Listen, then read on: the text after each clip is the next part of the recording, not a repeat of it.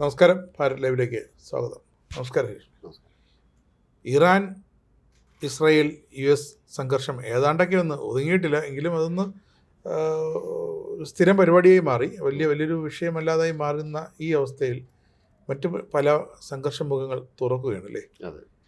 നമ്മുടെ Islamic NATO, അതായത് Mecca pact, ഈ മെക്ക പാക്റ്റിൽ ഇപ്പോൾ ഈജിപ്റ്റ് വരുന്നു. ഈജിപ്റ്റ് അവരൊരു സഹകരിക്കുന്നു എന്ന് പറയുന്നു. തുർക്കി ആൾറെഡി ഉണ്ട്. ഇതേ തുർക്കി തന്നെ സിറിയയിലേക്ക് അല്ലേ, പിന്നെ ഇറാനിൽ കടന്നു കയറാൻ പറ്റില്ല, അപ്പോൾ ഇറാനിൽ നിന്നുള്ള ബോർഡർ അടച്ച് കെട്ടുന്നു, സിറിയയിലേക്ക് കടന്നു കയറാൻ ശ്രമിക്കുന്നു. അങ്ങനെ അതുപോലെ തന്നെ ഇസ്രായേലിനെതിരെ രൂക്ഷമായ നിലപാടുകൾ കൈക്കൊള്ളുന്നു. ഏത് നിമിഷവും ഇസ്രായേൽ തുർക്കിക്കൊരു പണി കൊടുക്കാം എന്ന് തുർക്കിയുടെ പ്രസിഡന്റ് എർദോഗന് വ്യക്തമായി മനസ്സിലായിട്ടുണ്ട്. ഇസ്രായേലിൻ്റെ കടുത്ത നീക്കങ്ങൾ അങ്ങനെ വരികയാണെങ്കിൽ ഇപ്പോൾ അമേരിക്കയുടെ പിന്തുണ തുർക്കിക്കുണ്ടല്ലേ. അമേരിക്ക പിന്തുണയ്ക്കുന്നുണ്ട് ഈ ഇസ്ലാമിക് നാറ്റോ അടക്കം. അവർക്ക് എവിടെ 4 രാജ്യങ്ങൾ ചേർന്നാലും അവർക്ക് പിന്തുണ അർപ്പിക്കുക, ആദരാഞ്ജലി അർപ്പിക്കുന്നത് പോലെ പിന്തുണ അർപ്പിക്കുക എന്നുള്ള അമേരിക്കയുടെ ട്രംപിൻ്റെ സ്ഥിരം പരിപാടിയെ മാറിക്കൊണ്ടിരിക്കുകയാണ്. പക്ഷേ ഇവിടെ അനുഭവിക്കാൻ പോകുന്നത് അമേരിക്കക്ക് തൊട്ട് താഴെയുള്ള ഈ രാജ്യങ്ങളാണ്. ഇസ്രായേൽ കണ്ണും മെയ്യൊന്നും നോക്കാതെ അടിച്ചുകളഞ്ഞാൽ പിന്നീട് അവൻ മാപ്പ് പറയുന്നത് ഇന്ത്യയോട് മാത്രമേ എന്തെങ്കിലും മാപ്പ് പറഞ്ഞ് ചരിത്രമുള്ളൂ. ഇസ്രായേൽ ഇന്ത്യ പറഞ്ഞാലേ കേൾക്കുകയുള്ളൂ അല്ലേ. അപ്പോൾ ഇസ്രായേലിൻ്റെ മിസൈലുകൾ ഇനിയിപ്പം തുർക്കിക്ക് നേരെ തിരിച്ചു വയ്ക്കാനുള്ള നീക്കമാണോ? ശരിക്കും സംഘർഷമുണ്ടോ ഇപ്പോൾ അവിടെ? തീർച്ചയായും കുറച്ച് നാളുകളായിട്ട് ഈ ഭാഗത്തേക്ക് സംഘർഷമുണ്ട്. കാരണം ഇസ്രായേലിൽ ഒരു കാര്യം പറഞ്ഞിരുന്നു ഹമാസിനെ ആക്രമിക്കുന്ന സമയത്ത്, ഇത് ഹമാസിന് നേരെ മാത്രമുള്ള ആക്രമണമല്ല, ഭീകരവാദത്തിൻ്റെ അപ്പോസ്തലന്മാരായിട്ടുള്ള എല്ലാ രാജ്യങ്ങൾക്ക് നേരെയും ഞങ്ങളുടെ ആക്രമണം നീളും എന്നുള്ളത്. അത് അവർ വാക്ക് പാലിക്കുകയും ചെയ്തു. പാലസ്തീനിലേക്ക് ആക്രമണം നടത്തിയതുപോലെ തന്നെ ഈ ഹമാസിനെ ആക്രമിച്ചതുപോലെ തന്നെ പിന്നീട് അവർ ഇറാനെ ആക്രമിച്ചു. അങ്ങനെ ഇപ്പോൾ അതോടൊപ്പം തന്നെ ഹിസ്ബുള്ളയെ ആക്രമിച്ചുകൊണ്ടിരിക്കും. ലെബനൻ കേന്ദ്രീകരിച്ച് വളരെ ശക്തമായ ആക്രമണമാണ് കഴിഞ്ഞ ദിവസങ്ങളിലൊക്കെയും നടന്നത്.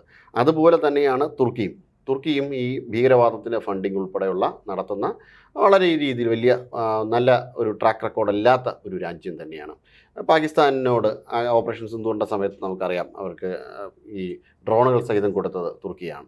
അപ്പോൾ ഈ രീതിയിൽ ആഗോള ഭീകരവാദത്തെ വളർത്തുന്ന ഒരു രാജ്യമാണ് തുർക്കി പല കടന്നുകയറ്റങ്ങളുണ്ട്. ഇപ്പോൾ സിറിയയുടെ ഭാഗത്തേക്ക് കടന്നു കയറുന്നുണ്ട്, ഇസ്രായേലിൻ്റെ ഭാഗത്തേക്ക് കടന്നു വരുന്നുണ്ട്. അപ്പോൾ ഇസ്രായേലിൻ്റെ ഈ ഇതിലേക്ക് കടന്നു കയറ്റുന്നുണ്ട്. ഇസ്രായേലിൻ്റെ ആവശ്യമുള്ള പ്രവിശ്യയിലേക്ക് കടന്നു കയറുമ്പോൾ തന്നെ ഇസ്രായേൽ പറയുന്നുണ്ട്, നിങ്ങൾ തൊട്ട് കഴിഞ്ഞ് കഴിഞ്ഞാൽ പണി പാളും, തിരിച്ചടിക്കും എന്ന് തന്നെ ഇസ്രായേൽ പറഞ്ഞിട്ടുണ്ട്. അപ്പോൾ ഈ രീതിയിലാണ് കാര്യങ്ങൾ മുന്നോട്ട് പോകുമ്പോൾ ഇതാ ഇസ്ലാമിക് നാറ്റോയെ, മെക്ക ഡിഫൻസ് പാക്റ്റിനെ അങ്ങ് പറഞ്ഞതുപോലെ അമേരിക്കയും പിന്തുണയ്ക്കുകയാണ്. അപ്പോൾ ഇങ്ങനെ ഈ രീതിയിലൂടെ കാര്യങ്ങൾ മുന്നോട്ട് പോകുമ്പോൾ തീർച്ചയായിട്ടും ഉടൻ തന്നെ ഒരു പൊട്ടൽ ഉണ്ടാകാനുള്ള എല്ലാ സാധ്യതയും ഗ്രീസ് ഇതിനോടകം തന്നെ ഈ തുർക്കിയിലേക്ക് അവരുടെ ഡിഫൻസ് ഫോഴ്സിനെ തിരിച്ചു നിർത്തിയിട്ടുണ്ട്, അവരുടെ ആയുധ സജ്ജീകരണങ്ങൾ നിർത്തിയിട്ടുള്ളത്. ഇസ്രായേലാണ് അതിൻ്റെ പിന്നിലെ പ്രധാനപ്പെട്ട കണ്ണി. അവരുടെ തുർക്കിയിലേക്ക് അവരുടെ ആയുധങ്ങൾ, സന്നാഹങ്ങൾ, F-16 ഒക്കെ ഈ തുർക്കിയിലേക്ക് ചേർത്ത് വച്ചിട്ടുണ്ട്, എപ്പോൾ വേണോ ആക്രമിക്കാൻ കണക്കിന്. കുറച്ച് നാളുകളായി ഇത് തുടങ്ങിയിട്ട്. അതോടൊപ്പം തന്നെ ഈ സൈപ്രസിൻ്റെ മേഖലയിൽ ഈ പറഞ്ഞ പ്രശ്നങ്ങൾ ഉണ്ട്. അപ്പം ഇങ്ങനെ സൈപ്രസിന് നമ്മൾ ബ്രഹ്മോസ് ക്രൂയിസ് കൊടുക്കുന്നതുമായി ബന്ധപ്പെട്ടാണ് തുർക്കി വലിയ കാലൊക്കെ വന്ന് പിടിക്കാൻ പോയി ഇന്ത്യയുടെ. നിങ്ങളൊരു കാരണവശാലും അങ്ങനെ കൊടുക്കരുത്, ഞങ്ങൾ നിങ്ങളുമായിട്ടൊരു പ്രശ്നവുമില്ല, പിന്നെ ഇടക്കാലത്ത് ഉണ്ടായിരുന്നൊരു വിഷയം ആ യുദ്ധവുമായിട്ട് ബന്ധപ്പെട്ടിട്ടാണ്, നിങ്ങളങ്ങനെ ചെയ്യരുത് എന്നൊക്കെ പറഞ്ഞുകൊണ്ടുന്ന ഭാരതത്തെ ഒന്ന് പരീക്ഷിക്കാൻ വേണ്ടിയിട്ടും ഭാരതത്തിൻ്റെ ഈ ജമ്മു കാശ്മീർ വിഷയത്തിൽ കടന്നു കയറാൻ വേണ്ടിയിട്ടുമായിരുന്നു തുർക്കി ശ്രമിച്ചത്. എട്ടിൻ്റെ പണി തന്നെ. നമ്മുടെ പ്രധാനമന്ത്രി നേരിട്ട് സൈപ്രസിൽ പോയാണ് ഒരു സൗഹൃദ സന്ദർശനമൊക്കെ നടത്തി. അദ്ദേഹം ഞെട്ടിച്ചു കളഞ്ഞു. തുർക്കിക്ക് അന്നാണ് ഞെട്ടുന്നത്. അതെ, തുർക്കി ഒട്ടും പ്രതീക്ഷിച്ചില്ല. അപ്പോൾ അങ്ങനെ പിന്നെ മാത്രമല്ല ഈ ഇസ്ലാമിക് നാറ്റോ എന്ന് പറയുന്ന ഈ സഖ്യത്തിന് ഇപ്പോൾ ട്രംപ് ഓപ്പൺലി പിന്തുണ കൊടുക്കുന്നുണ്ട്, ഓപ്പണായിട്ട് പറയുന്നുണ്ട്. പക്ഷേ അതിനപ്പുറം ഇവരുടെ വലിയ കാര്യമായ ശക്തിയോ ശേഷിയോ ഒന്നുമുള്ള രാജ്യങ്ങളല്ല. തുർക്കിക്ക് ഒരല്പം ശേഷിയുണ്ട്, അത് ഒഴിച്ചു നിർത്തിയാൽ മറ്റ് രാജ്യങ്ങളുടെയൊക്കെ അവസ്ഥ നമുക്കറിയാം. പാകിസ്ഥാൻ്റെ അവസ്ഥ നേരെ വട്ടം ആ അണ്വായുധം ഉണ്ട് എന്ന് പറയപ്പെടുന്നുണ്ടെങ്കിലും ആ അണ്വായുധം തന്നെ അമേരിക്കയുടെയാണ്. അത് തന്നെ ഈ ആണവശേഖരണമൊക്കെ കിരാന കുന്നുകളിലെ ആണവശേഖരം ഭാരതം തന്നെ അടിച്ച് നിലം പരിശാക്കിയിട്ടുണ്ട്. അപ്പോൾ ആ ഒരു ഘട്ടത്തിൽ സ്വതന്ത്രമായിട്ട് ഉപയോഗിക്കാൻ നേരത്തെ തന്നെ അണ്വായുധമില്ല, ഇപ്പം തന്നെ ഏകദേശം നശിച്ചു പോയി എന്നാണ് പറയപ്പെടുന്നത്. അപ്പോൾ ഈ രീതിയിൽ പാകിസ്ഥാനില്ല. ഇനി സൗദിയുടെ കാര്യമായാലും, ഇപ്പം അങ്ങ് പറഞ്ഞ പോലെ ഈജിപ്തിൻ്റെ കാര്യമായാലും ഒക്കെ വലിയ ബുദ്ധിമുട്ടിലാണ്. അവർക്ക് വലിയ സൈനിക ശേഷി കാര്യങ്ങളൊന്നുമില്ല. ഇവരിത് എങ്ങോട്ട് പോകാനാണ് ചെയ്യുന്നത്?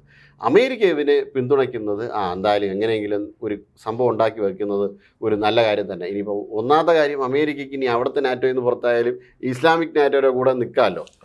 അത് ഒരു ഇത്. ഇനി അതല്ല, ഇനി ഇവരിങ്ങനെ യോജിച്ച് നിന്ന് മറ്റേ ഇറാന് നേരെ എന്തൊരു ആക്രമണം നടത്തിയാൽ. അമേരിക്കയുടെ ലക്ഷ്യം എന്ന് പറഞ്ഞാൽ അമേരിക്ക മുമ്പ് ചെയ്തുകൊണ്ടിരുന്നത് ഈ നാറ്റോ സഖ്യരാജ്യങ്ങൾക്കെല്ലാം അമേരിക്ക ഈ നമ്മൾ ഉക്രൈനിൽ ആയുധം കൊടുക്കാന്ന് പറഞ്ഞിട്ട് ഒരു ട്വിസ്റ്റ് വന്നല്ലോ. അതായത് ഞങ്ങൾ ആയുധം നിങ്ങൾക്ക് വിൽക്കാൻ, നിങ്ങൾ പണം കൊടുത്ത് ഞങ്ങളിൽ നിന്ന് ആയുധം വാങ്ങി ഉക്രൈന് കൈമാറുക. അതേപോലെ ഈ ഇസ്ലാമിക് നാറ്റോ ചേരുന്ന രാജ്യങ്ങൾക്ക് അമേരിക്ക ആയുധങ്ങൾ വിൽക്കും. അതല്ലേ അമേരിക്കയുടെ, അത് മാത്രമേ ഉള്ളൂ, ആയുധ കച്ചവടം മാത്രമാണ് അമേരിക്കയുടെ ഇതിലെ ഏറ്റവും വലിയ ലക്ഷ്യം. അതെ, അമേരിക്ക ഈ സ്റ്റേറ്റ്മെൻറ്റ് നടത്തിയ ഉടനെ തന്നെ ഇന്ത്യയുടെ വിദേശകാര്യ സ്പോക്സ് പേഴ്സൺ വക്താവായ രൺധീർ ജയ്സ്വാൾ പറഞ്ഞിട്ടുണ്ട്, നമുക്ക് നമ്മുടെ രാജ്യത്തെ സുരക്ഷിതമാക്കാൻ വളരെ നല്ലതായിട്ടുള്ള ധാരണയുണ്ട്, വളരെ കൃത്യമായ ധാരണയുണ്ട്. നിങ്ങളിനി ആരെയൊക്കെ പിന്തുണച്ചാലും, ഇൻഡയറക്റ്റ്ലി അമേരിക്ക പേരൊന്നും പറഞ്ഞില്ല, പക്ഷേ നമുക്ക് നമ്മുടെ രാജ്യത്തെ സുരക്ഷിതമാക്കാൻ നന്നായിട്ട് അറിയാം. അതിൻ്റെ അർത്ഥം ഇതാണ്, ആരെ നിങ്ങൾ പിന്തുണച്ചാലും ഒരു കുഴപ്പമില്ല, നിങ്ങൾ ആരെ പിന്തുണച്ചിട്ട് പ്രത്യേകിച്ച് കാര്യമില്ല, ഞങ്ങളുടെ നേരെ വന്നു കഴിഞ്ഞാൽ ഞങ്ങൾ അടിക്കും. അപ്പോൾ ഭാരതം ഇതിലേക്ക് ഇറങ്ങിക്കഴിഞ്ഞ് കഴിഞ്ഞാൽ ഇസ്രായേൽ ഒപ്പം ഇങ്ങ് പോരും. കാരണം വളരെ സംയുക്തമായ ഓപ്പറേഷൻസ് ഇസ്രായേലും ഭാരതവുമായിട്ട് ചേർന്ന് ഇപ്പോഴും നടത്തിക്കൊണ്ടിരിക്കുന്നുണ്ട്. അപ്പോൾ അത് മാത്രമല്ല, ഇപ്പോൾ പാകിസ്ഥാനിലൊക്കെ ഹമാസിൻ്റെ സാന്നിധ്യമുണ്ടായിരുന്നു, ഹമാസ് നേരിട്ട്. അപ്പോൾ അത് ഇപ്പോഴും ഹമാസിനെ ആക്രമിക്കുന്നുണ്ട് ഇസ്രായേൽ. കഴിഞ്ഞ ദിവസങ്ങളിൽ അവരുടെ ഒരു ഹമാസ് മെമ്പറിനെ കൊല്ലപ്പെടുകയുണ്ടായി ഇസ്രായേലിൻ്റെ ആക്രമണത്തിൽ. അപ്പോൾ ഈ രീതിയിൽ കൃത്യമായി ആയുധം താഴെ വച്ചാൽ മാത്രമേ വല്ല രക്ഷയുള്ളൂ എന്ന് ഹമാസിനോട് പറഞ്ഞു. അല്ല അമേരിക്കയല്ല ആര് പറഞ്ഞാലും ഞങ്ങൾ കേൾക്കില്ല. പീസ് ഫോഴ്സിനെ അങ്ങോട്ട് അയക്കണമോ അതിന് മുന്നേ തന്നെ ഹമാസ് പൂർണ്ണമായും ആയുധം താഴെ വെച്ചിരിക്കണം. അവിടുത്തെ ആർമിയുടെ കുടുംബങ്ങളുടെ ഒരു സംഘടന തന്നെ, കാരണം അവരാണല്ലോ ഏറ്റവും അധികം ഈ യുദ്ധരംഗത്തുള്ളത്. ആ കുടുംബങ്ങളുടെ ഒരു സംഘടനയുണ്ട്. ആ സംഘടന തന്നെ ഈ ഇസ്രായേൽ കറേജ് ഫോഴ്സ്, അങ്ങനെ ഒരു സംഘടനയുണ്ട് അവിടെ. അപ്പോൾ ആ സംഘടന തന്നെ വളരെ കൃത്യമായ രീതിയിൽ നെതന്യാഹുവിനെ കണ്ട് പറഞ്ഞിട്ടുണ്ടായിരുന്നു, ഇത് ഇങ്ങനെയാണ്. നെതന്യാഹു വളരെ നന്നായി അത് നെതന്യാഹു അത് അംഗീകരിക്കുകയും ചെയ്തു. അംഗീകരിച്ചുകൊണ്ടാണ് ഈ കാര്യങ്ങളുമായിട്ട് ബന്ധപ്പെട്ട് മുന്നോട്ട് പോകുന്നത്. കൃത്യമായും ഈ രീതിയിൽ ഒരു വിഷയം വന്നു കഴിഞ്ഞാൽ അടിക്കുക തന്നെ ചെയ്യും, അടിക്കാതെ മറ്റ് മാർഗങ്ങളുമില്ല. തുർക്കിക്ക് ഉടൻ തന്നെ അടിപൊട്ടും. തുർക്കി ആ രീതിയിലുള്ള കടന്നുകയറ്റമാണ് നടത്തുന്നത്. പക്ഷേ അവർ പറയുന്നത് ഇസ്രായേലാണ് കടന്നു കയറുന്നതെന്നാണ്. ഇസ്രായേൽ ആ ഭാഗത്തെ ഈ ചെറിയൊരു സിറിയയില്ല മീൻസ് ആ ബോർഡർ പോർഷനിൽ അവരുടെ സന്നാഹങ്ങൾ ശക്തമാക്കിയെന്നേ ഉള്ളൂ. കാരണം അവിടുന്ന് ഐസിസിൻ്റെ ഒക്കെ ഫോഴ്സ് ഇങ്ങോട്ട് അടിക്കാനുള്ള കാര്യങ്ങളുണ്ട്. ഇവർ ജൂത രാജ്യത്തിനോട് അവർക്ക് വലിയ പകയാണ്. അപ്പോൾ അതുകൊണ്ട് ഇസ്രായേൽ അവരുടെ ബോർഡറുകൾ സുരക്ഷിതമാക്കുന്നു എന്നതാണ്. അല്ലാതെ ഇവർ നടത്തുന്ന പോലെ ഇങ്ങനെ പറഞ്ഞിട്ട് കയറി പിടിച്ചടക്കാനൊന്നും ശ്രമം നടത്തുന്നില്ല. ഇനി അങ്ങ് നേരത്തെ സൂചിപ്പിച്ച പോലെ തുർക്കി അവരുടെ ബോർഡറുകൾ അപ്പോൾ ഇറാൻ ബോർഡർ അടച്ചു വയ്ക്കുകയാണ് ചെയ്യുന്നത്. അപ്പോൾ ഈ ഇസ്ലാമിക രാജ്യങ്ങളോട് തന്നെ ഈ പറയുന്ന തുർക്കിക്കൊന്നും വലിയ സഹകരണമില്ല, ഇങ്ങോട്ട് ആരും വരണ്ട എന്നാണ് പറയുന്നത്. അങ്ങനെ വരുമ്പോൾ ഈ രീതിയിൽ എങ്ങനെയാണ് അവർ സഹകരിച്ച് മുന്നോട്ട് പോകുന്നത്? അതുമാത്രമല്ല, ഹൂത്തി വിഷയം വന്നപ്പോൾ പാകിസ്ഥാൻ ഇടപെട്ടൊന്നുമില്ല. ഈ ഹൂത്തി വിഷയത്തിൽ പാകിസ്ഥാൻ കയറി ഇടപെട്ട് കഴിഞ്ഞാൽ അമേരിക്ക വിചാരിച്ചിട്ട് നടക്കുന്നില്ല. കാരണം ഈ ബാബൽ അൽ മന്ദബിൻ്റെ അകത്തേക്കുള്ള വഴികളൊന്നും ഒരു രാജ്യത്തിനും കണ്ടുപിടിക്കാൻ പറ്റില്ല. അത്രമാത്രം വളരെ ഹിഡൻ ആയിട്ടുള്ള ഒരു രാവണക്കോട്ട പോലെയാണ്. എങ്ങനെയാണ് ഇതിനകത്ത് കയറി കഴിഞ്ഞാൽ ഇറങ്ങാൻ തിരിച്ചു പറ്റൂല.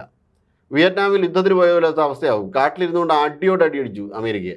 അതേ അവസ്ഥയിലേക്ക് എത്തും. അതുകൊണ്ട് ഈ മേഖലയിലേക്കൊന്നും കടന്നു കയറാൻ പറ്റില്ല. അപ്പോൾ ഹൂത്തികൾ അടിച്ചു, ഒന്നും വേണ്ടിയില്ല, അടി കൊണ്ടുകൊണ്ടിരിക്കാൻ മാത്രമേ ഇപ്പോൾ സൗദിക്ക് പറ്റുന്നുള്ളൂ.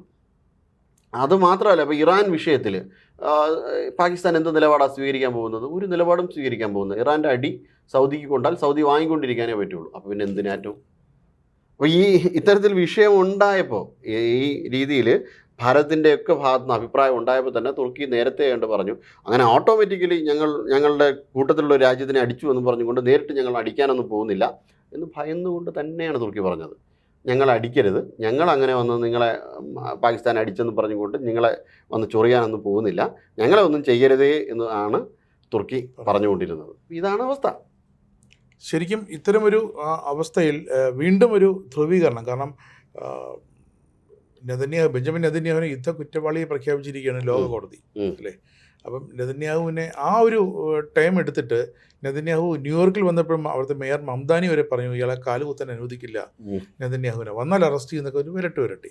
അപ്പോൾ നെതന്യാഹുവിനെ അറിയാം ട്രംപിനെയും അമേരിക്കയും ഒട്ടും വിശ്വസിക്കാൻ പറ്റില്ല എന്നുള്ളത്. അപ്പം അങ്ങനെ വരുമ്പോൾ അവർ സ്വാഭാവികമായിട്ടും ഒരു ആൻറ്റി അമേരിക്ക ചേരിലേക്ക് മാറുന്നൊരു കാഴ്ച നമ്മളിപ്പോൾ കണ്ടുകൊണ്ടിരിക്കുന്നത്. അപ്പം ഇങ്ങനെ വരികയാണെങ്കിൽ ഈ ലോകത്തെ ഈ പശ്ചിമേഷ്യയിലടക്കമുള്ള സംഘർഷം മറ്റ് ഭാഗത്തേക്കൊക്കെ വ്യാപിക്കും എന്നൊരു സൂചനയുണ്ടോ? അല്ല, പശ്ചിമേഷ്യയിൽ ഉള്ള സംഘർഷം മറ്റ് ഭാഗങ്ങളിലേക്ക് വ്യാപിക്കാനുള്ള സാധ്യതകൾ ഇവർ തുറന്നു കൊടുക്കുന്നുണ്ട്. പല രീതിയിൽ കൂടി ഈ രാജ്യങ്ങളെ ഒന്നും അടിച്ചമർത്താതെ ഇവരതിന് വളം വെച്ച് കൊടുക്കുമ്പോൾ തീർച്ചയായിട്ടും ഈ സംഘർഷം മറ്റ് ഭാഗങ്ങളിലേക്ക് ബാധിക്കാനുള്ള എല്ലാ സാധ്യതയുണ്ട്. ഇപ്പോൾ ഈ ഒരു ഘട്ടത്തിൽ ഇപ്പോൾ ഇറാനിലൊരു സംഘർഷം നടക്കുന്നു. ഈ ഇറാനിലുള്ള സംഘർഷം മറ്റ് ഭാഗങ്ങളിൽ ഇത്തരത്തിലുള്ള വിഷയങ്ങൾ ഉണ്ടാകുമ്പോഴത്തേക്കും അമേരിക്ക യഥാർത്ഥത്തിൽ നാറ്റോയെ പറഞ്ഞ് മനസ്സിലാക്കുകയും ഇത് ഇങ്ങനെയാണ് ഇതിൻ്റെ സാഹചര്യങ്ങൾ എന്ന് പറഞ്ഞ് മനസ്സിലാക്കുകയും അല്ലെങ്കിൽ അവരോടൊപ്പം അമേരിക്കയുടെ അനാവശ്യമായ ഇപ്പോൾ ട്രംപിൻ്റെ ചില ഇടപെടലുകൾ, പ്രത്യേകിച്ചും ഗ്രീൻലാൻഡിൽ, ഇറാനിലൊന്ന് കയറി അടിച്ചതുകൊണ്ട് അവർക്ക് വലിയ പ്രശ്നങ്ങളൊന്നുമില്ല, ഗ്രീൻലാൻഡിലേക്ക് കയറി അടിച്ചു. അതൊരു ഗ്രീൻലാൻഡിലൊന്ന് കയറി അടിക്കുക, അതൊരു ആൾട്ടർനേറ്റീവ് പാത്വേ ഉണ്ടാക്കുവാൻ വേണ്ടിയിട്ടുള്ളൊരു ശ്രമം, വളരെ ശക്തമായൊരു ശ്രമം നടത്തിയിട്ട് ഇത് ഈ സിറ്റുവേഷനാണെന്ന് ബോധ്യപ്പെടുത്തിയാൽ പ്രശ്നമൊക്കെ തീരുമായിരുന്നു. പക്ഷെ അതിനൊന്നും അമേരിക്ക തയ്യാറായില്ല. അവിടെയും വലിയേട്ടൻ കളിക്കാൻ വേണ്ടിയിട്ട്, ബിഗ് ബി കളിക്കാൻ വേണ്ടിയിട്ട് പോയി. അതാണ് നാറ്റോയിൽ നിന്ന് വലിയ രീതിയിലുള്ള തിരിച്ചടി കിട്ടിയത് തന്നെ. ഇതാണ് അവിടുത്തെ ഒരവസ്ഥ. ഇതിങ്ങനെ പോയാൽ സംഘർഷം വീണ്ടും വ്യാപിക്കും. പക്ഷെ അതിൻ്റെ ഒരു റിസൾട്ട്, ആ കുത്തൊഴുക്കിൽ അമേരിക്കയും ഒലിച്ചു പോകുമെന്നുള്ളതാണ്. നമ്മുടെ ആപ്പിളിന് പ്രസിദ്ധമാണ് കാശ്മീർ താഴ്വരകൾ, അതിൻ്റെ സമീപ പ്രദേശങ്ങളും. അതുപോലെ തന്നെ ഡ്രോണുകൾക്ക് ഏറെ പേര് കേട്ടതാണ്, കുപ്രസിദ്ധി കേട്ടതാണ് തുർക്കി. പക്ഷെ തുർക്കി വീണ്ടും കുപ്രസിദ്ധമാകാൻ പോവുകയാണ് അവരുടെ ചില പ്രവൃത്തികളിലൂടെ. സംയമനം പാലിച്ചാൽ തുർക്കിക്ക് നല്ലത്. ഇത് തന്നെയാണ് ഭാരതത്തിനും ഇസ്രായേലിനും ഒരേപോലെ പറയാനുള്ളത്.